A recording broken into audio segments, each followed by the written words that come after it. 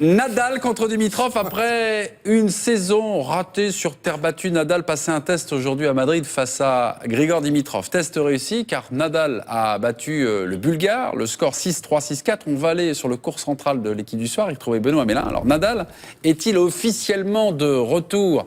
Benoît, diagnostic, c'est maintenant. Oui. Il est revenu là.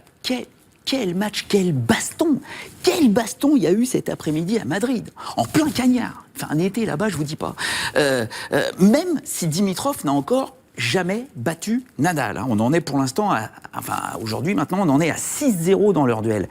Mais il faut pas oublier que ces victimes du passé, là, les gens Ferrer, Verdasco, Berdych, ne tremblent plus quand ils doivent jouer Nadal, même sur terre battue. Et Dimitrov a joué le tennis parfait pour se donner une chance de battre Rafa, avec cette volonté permanente d'essayer de contrer son lift en coup droit, un coup droit qui est unique au monde, je vous le rappelle, surtout qu'il a repris son ancienne raquette, il a abandonné son essai de Monte-Carlo et de Barcelone. Son coup droit lifté, c'est 5000 tours par minute en rotation de balle. C'est 2 fois plus en moyenne que chez tous les autres joueurs. C'est comme si vous aviez une vague de 4 mètres de haut qui vous arrivait en pleine tronche et que vous deviez frapper dedans. Pour pas se faire emporter, se faire blackbouler, se faire lessiver par ça, il faut être capable de faire ça. Regardez bien. C'est-à-dire ne pas reculer, avancer et frapper pleine puissance à hauteur d'épaule. Puis il faut empêcher de planter ses appuis au sol en le privant de temps, en le faisant cavaler partout, tout en restant vigilant, parce qu'il est hyper rapide, et en continuant à avancer.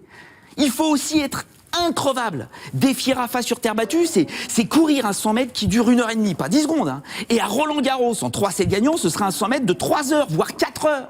Tout en restant lucide et en réussissant des coups de génie. Et il faut aussi être inébranlable mentalement, ne pas se focaliser sur ses erreurs, les occasions ratées. Là, Dimitrov, il explose parce qu'il menait 3-1 dans le deuxième set. Avant de donner des points gratuits à Rafa, qui bien sûr est revenu au score. C'est interdit. Parce que Dimitrov, pendant la première demi-heure de ce match, a très mal servi. C'est interdit contre Rafa. Parce que Dimitrov a eu, à 4 jeux partout dans le deuxième set, une balle pour reprendre le service de Nadal. Mener 5-4 avec son service et peut-être égaliser un 7 partout. Interdit, il l'a pas servi. Il n'a pas réussi cette balle-là. Interdit. Parce que, oui, Rafa, il est en haut là. Sur ce match, il est redevenu Rafa, quasiment indébordable, et capable à nouveau de te gifler, tout en étant 3 mètres derrière sa ligne de fond de cours. Les chasseurs de tétard, ils sont prévenus. Va falloir ressortir les grosses pétoires, l'artillerie lourde, parce qu'il faut une confiance et une puissance d'auroch, de yak, de buffle, pour faire ça.